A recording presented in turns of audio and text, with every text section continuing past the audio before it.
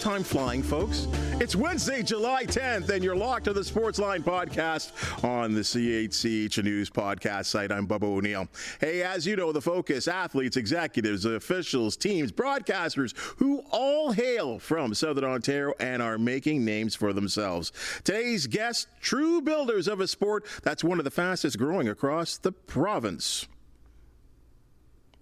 You know, in so many ways and for so many age groups, women's football has become a high-performance sport with athletes that can compete on the world stage. For the second year in a row, Football Ontario is entering two teams into the Under-18 Women's National Tackle Championship. Setting the stage, the hard work of the coaches, board of directors, and in particular, Football Ontario's Director of Development Administration, Emily Todd, who joins us today. Emily, it's your second appearance because things are happening in women's football and in particular Football Ontario. Thanks for joining us. Of course. Thanks for having me back. I'll tell you, since the last time we talked, there's been some tournaments. You have told me that this is actually the busiest time of the season for you, but somehow, some way, you were able to slip away and get a little vacation time in. Did you have a good time? I did. I went to Calgary to visit my best friend. We went camping, hiking, so it was nice to get away before all the national tournaments start to take place. Well, this is good. And I think in this time, somehow, some way,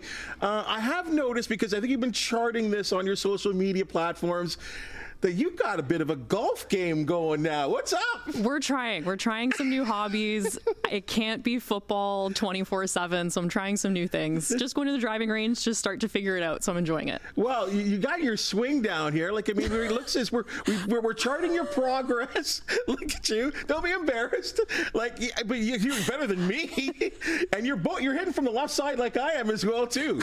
This is good. We're learning. I'm trying to take some progress videos, so, one day, if I get really good at it, we can look back on these and we can laugh when we get better. Didn't that go right down the pipe like 300 yards? Of course it did. Yeah, it was great. Fabulous. Hey, you know what? We all, as any sport, we got to start and we have to get out there and try first of all, right? Yeah, for sure. Another thing that I did notice too is that, and I think this is probably a real proud moment for you, that someone has invested in talking to children through a book form of women getting involved in the sport of football, and that's got to be really cool for you. And you were featured in that book as well too. Yeah, so it's a picture book. It's called Big Dreams. The author is Alexandra Hoffman. She's from Alberta, and she reached out to myself, Coach Taylor McIntyre, Tanya Henderson, and Nadia Ducour.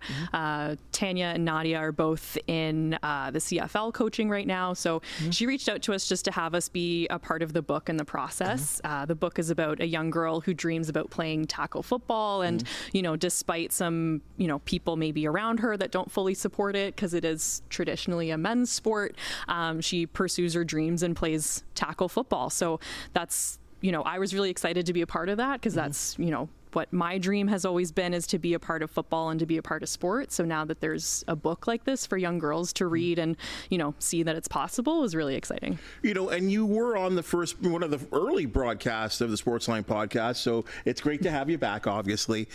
Just for people who didn't listen to that podcast, you have these, and I think especially where your age group is, it hadn't really sunk in a lot that, hey, women have interest in football, not just hanging out and watching with the guys, kind of want to get involved. And that was your case too, right? Yeah, for sure. So when I was in high school, again, I didn't play a ton of football. It's sort of been in my family. My uncle, Coach Mike McDonald, is a longtime coach of the Guelph Griffins. And, I would go to those games and got really invested in it and just started learning the rules and became a fan. And that's sort of how I got into where I am today, is just having a huge passion for it. I played one season of flag football, but just stuck with it and really found a community of other women that love football as much as I do, coaches, athletes, athletic therapists, officials, from every angle. They just love football like I do. So it's been really nice to find that. And that must be neat for you, again, just a lover of the sport. That's where it starts, as you said, and you branched out and you just kind of associated yourself with so many different aspects of the sport, like you said, even right down to trainers and that kind of thing. When you all kind of came together, did you kind of find yourselves as kind of hey, we're leaders here in a sense that, we're starting something from the ground floor? A little bit, yeah. I think last time I was on the podcast was to promote our women's football conference that we hosted in Hamilton for the second year. And that's really what that conference was for, was to kind of bring together all of these women in different positions, like myself with Football Ontario, or youth sport coaches or CFL coaches, however anyone's involved in football. And just, again, to show that next generation that it is possible. And I see a lot of our younger athletes as leaders as well, because, again, like I wasn't playing tackle football when I was their age. A lot of them play on their men's tackle team, so they're really inspirational, and it's kind of why I keep doing what I do, is to make sure that they have opportunities going forward. Well, those opportunities come from hard work of people of yourself, and I guess the question would be, that's Football Ontario, sort of a governing body. But to someone that doesn't know, who is Football Ontario? What are they? Yeah, for sure. So Football Ontario is our provincial sport organization for football. We're a part of Football Canada, so all of the other provinces have a football organization as well that represent their provinces. And we sort of, like you said, we govern football in Ontario, mainly youth. We're starting to get more into the senior space as well, but we kind of oversee like the youth tackle leagues, the youth flag leagues, Ontario Women's Football League, which is in their second year. So all of those community teams. And then we, have partnerships with our 3 CFL teams in Ontario. We connect with the high schools. So just any way we can kind of govern and mandate football, and make sure it continues to grow on the flag and tackle side for men and women. Well, I love the word, and it's so simple, 4 letters, grow. And that there has been incredible growth in this, and I love the fact that you have been able to get in contact with the Argonauts, get in contact with the Red Blacks, and of course here hometown Tiger Cats as well too. That can go a long way to growing what you guys are trying to mandate. Yeah, definitely. And we've had, in the past several events with our CFL partners, which is great. But again, to have them on board and, to have them come out and support events, whether it be, like player appearances or, even just being able to partner with the Ticats and bring people into that stadium, like that's a huge opportunity for young people to go and have a football practice or play a tournament at Tim Hortons Field. And, we're really grateful to them for that. And again, like you said, it does continue to grow it, because then they see themselves, eventually being a part of that organization potentially. So there's a Football Ontario, there's a Football Canada. When you look at yourselves as a football organization, in a sense, and I've talked to Tiger Cat players over the years where they actually told me that their moms played football, right? So where are you guys in terms of a Football Canada, Football Ontario?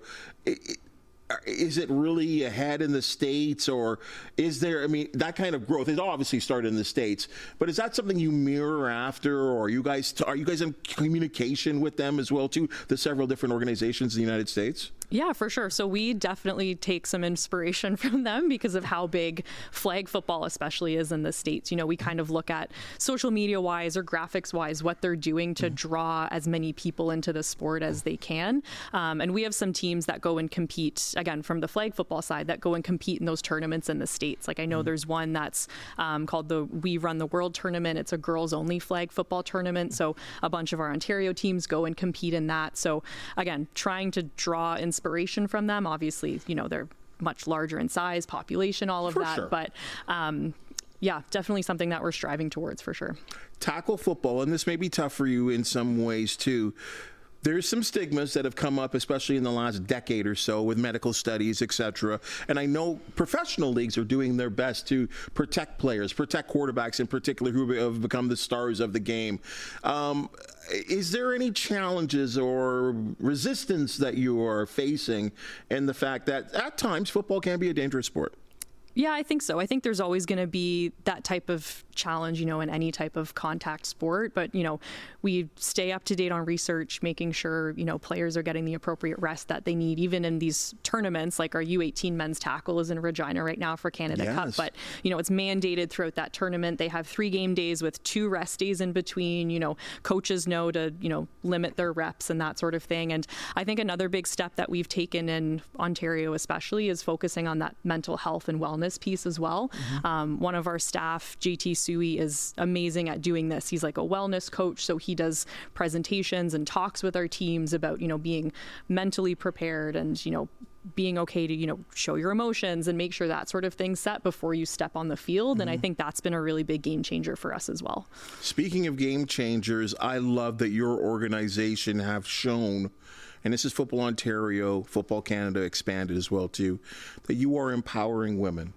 You are influencing and acceptance of all genders, colors, ethnicities. I see that you just recently hired the likes of a Joshua Brown and Jamie Lee as a head coach and general manager as well too. That's got to be big steps for you guys as well. I think it is for sure. And I think back to our athletes and the different communities that our Team Ontario teams represent, because those teams are made up of athletes from across the province and different communities, different ethnic backgrounds, different gender identities. To see different people in those leadership positions is really important. You mentioned Josh and Jamie, who are amazing. They're our Team Black for our women's tackle. Our head coach of our Team Ontario Red, Coach Carly Manners, she's from different communities, so athletes are able to look up to her as an inspiration. She also coaches with University of Toronto Varsity Blues. She coaches Peel Panthers girls tackle, so she's got experience with men's tackle, women's tackle. She's an athlete herself, so really important for us in terms of growing the game, making sure there's diversity, inclusion, equity, all of those things. Those are the core pillars of Football Ontario. And we can get rid of an opinion and a stigma as well, too, because we are seeing it in all sports, not just football, that women are becoming coaches and in leadership positions. And can you just please tell, because I know what you're going to say here, that the guys do listen to the women too, whether especially in coaches' positions. They really do. I know, again, I'll go back to Coach Carly because she helps coach in Peel. She coaches some of the boys' teams and goes out to those practices. They listen to people of authority, and especially, in someone of, her caliber and her expertise, she knows what she's talking about. She's played tackle football herself. So just giving them that opportunity to get them on the field and show what they know, their respect is given. Yeah. I love hearing that. Yeah. Because it's someone, you think a coach would, like in the NBA, when a woman's, are you kidding me? Yeah. You've got a lot going on. You talked about this is a real busy time for you right now. I'll start off with this. Right now, the under-18 women's national championships are going to be happening very soon in New Brunswick. And you have 2 teams going. We have 2 teams. Yeah. So last year we put in 2 teams because we hosted the tournament in Ottawa. And to round out the tournament structure, to give it 8 teams, we decided to put in a second team. Again, because of our size, because of the amount of talent that we have here in Ontario, it made sense for us. And we're doing it again this year, so I'm really excited. Will you compete well? I think we will. So there's 2 divisions for this tournament, sort of like the top 4 teams and then the lower 4 teams across the country. So we have our Team Red is in that first tier and our Team Black is in that second tier. That is outstanding that you have that kind of participation, that you can put together the 2 teams into this tournament. Okay, so then you move right along, and there's the Football Ontario Flag Provincial Championships, and they're happening right around the corner in Georgetown. They are. So those are taking place August 10th and 11th in Georgetown. August is going to be our flag football month in Ontario. We have actually Ontario Summer Games taking place the week before where flag football is participating, and then the provincial championships for flag, men's, women's, all different divisions, ages, just as many people as we can to really show the growth of flag football. That's what blew me away, is when I looked further into this tournament and thought, oh my goodness, you can be 18, you can be 14, you can be a guy, a little guy, you can be a little girl, or you can be the girls and the guys playing together. What's that like? Yeah, so I think it's fun. I know, as I mentioned before, on the tackle side, there's some girls that like playing with the boys, which I don't know if I could ever do it. So good for them. But, right. But it's flag. Yeah. So it's flag. Some of them love, playing in that co-ed space, but it's also nice to give them the opportunity to play, on a girls only team or a guys only team. So again, just really providing as many opportunities as we can for that sport, because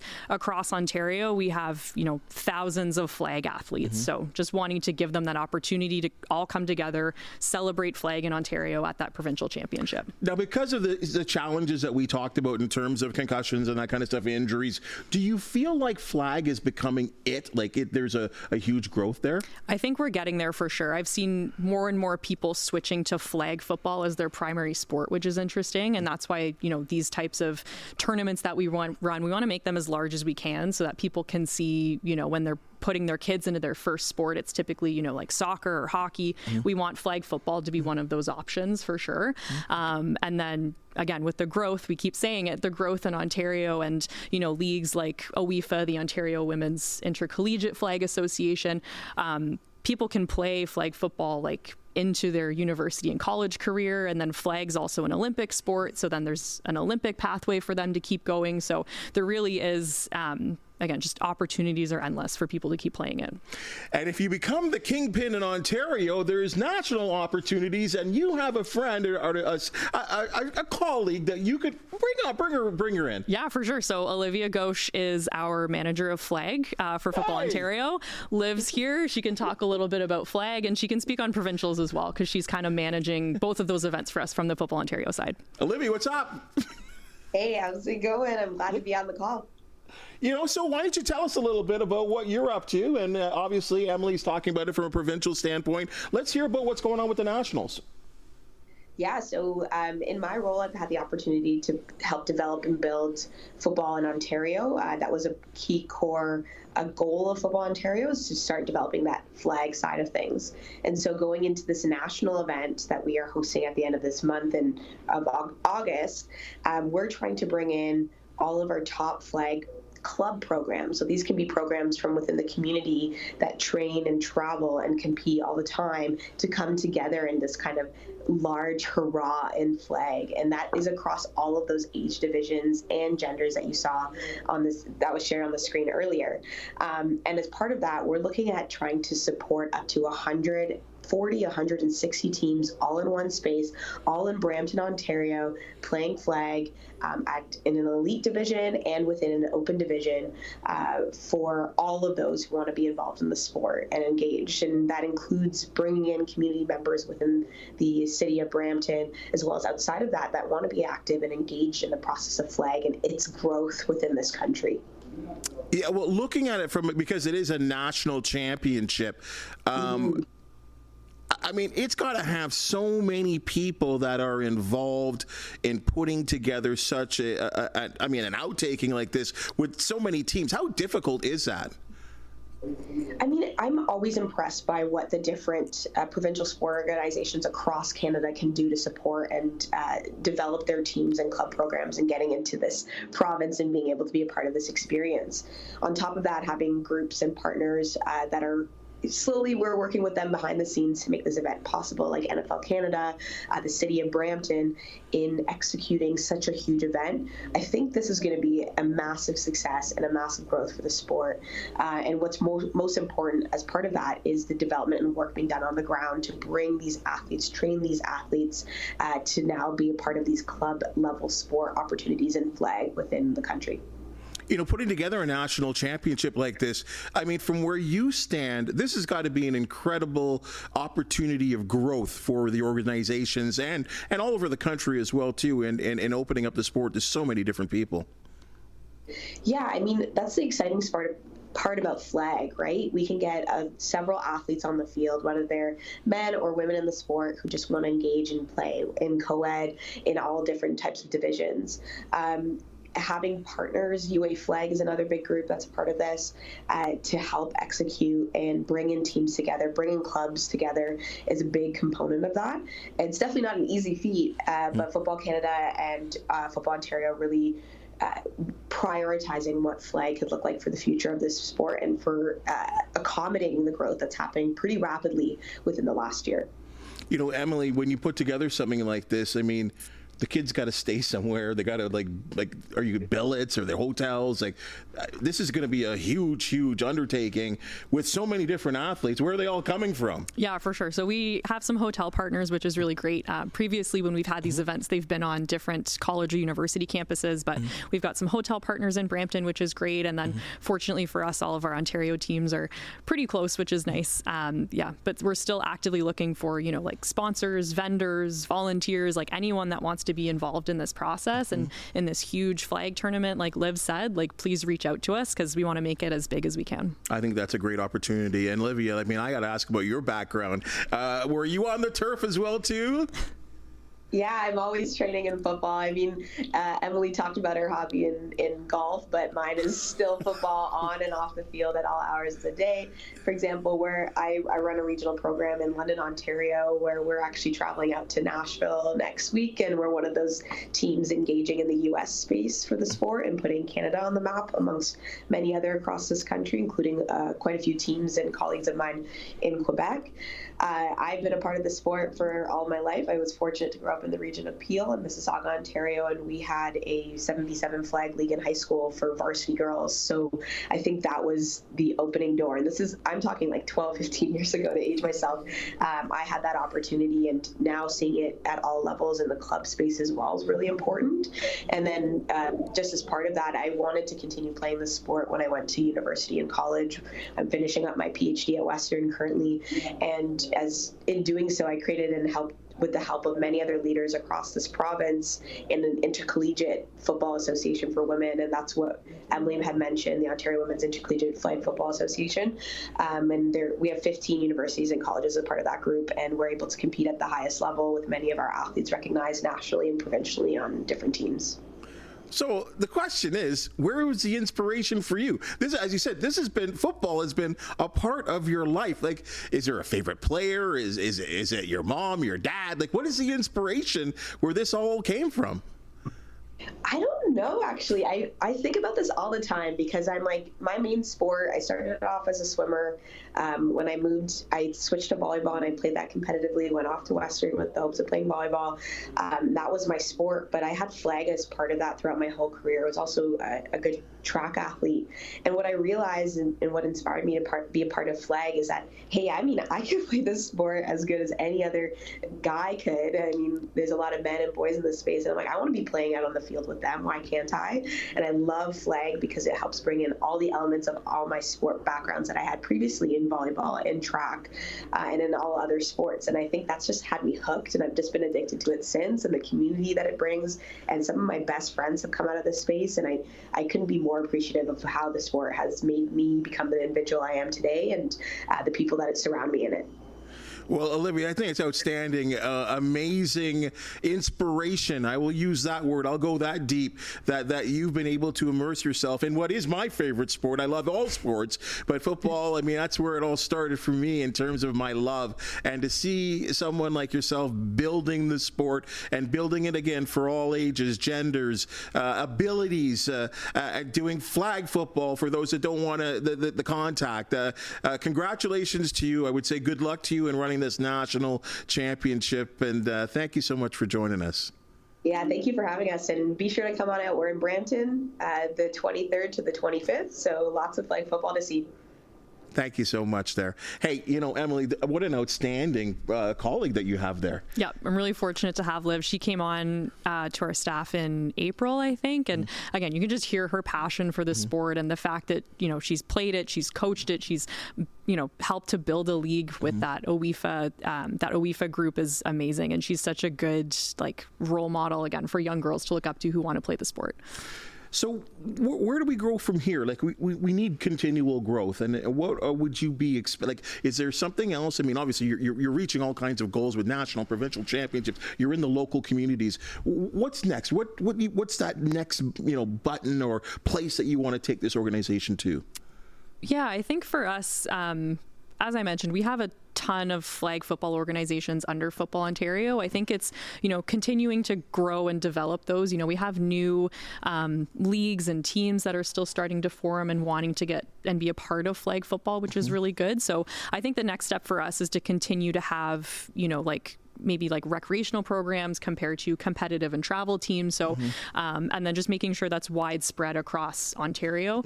Because we are so big, that's great, but it's also one of our challenges is making sure we have people in, every pocket of the province and every community to run flag, make sure it's accessible. And as Liv mentioned, one of our great partners, NFL Canada, they provide us with like NFL flag kits so that we can give them into schools and communities that need them, just to make sure that, again, the sport is accessible and as many people can play it as possible. Well, you're kind of a local person here. What's our area like? Are we doing well? I think we are doing well. We've got some really strong talent in Niagara. The Niagara Nitros, they're a really strong program. Nitros, I love it. They travel, they do really well. They compete at some of the U.S. tournaments and do well. Liv mentioned as well Under Armour Flag Canada, who's partnered with us for the Provincials and Nationals to help us put that together. Same thing, they've got recreational programs, women and girls only programs. They've got travel teams. So people are doing really well with flag, and I think, again, just making sure it's accessible across the province is our goal for sure. Well, we love successful stories. We love successful leagues and the sport doing well. And Emily, you're doing a wonderful job. You and your board of governors, obviously the hard work is paying off. We're seeing more tournaments. Everyone's getting more involved. The numbers that you were talking about are just off the chart. And and this has happened, I would say, relatively in a very small time. So congratulations to what you're doing. Continued success. We're here for you always. When stuff's going on, we want to know. We want to promote it. We want the word out there. So thank you so much for joining us again. Thank you for having me. I appreciate it. Spectacular. Hey, folks, we love talking sports from a local, provincial, and national perspective. And if you do know of an athlete, team, or event to promote, the Sportsline Podcast want you. Please hit that thumbs up, like, and subscribe button, and be sure to check out all the informative and entertaining podcasts we do have to offer here at CHCH. For the outstanding folks behind the scenes, that's you too, Laura, that make the Sportsline Podcast possible. Thank you so much for hanging out with us, and we'll see you tomorrow.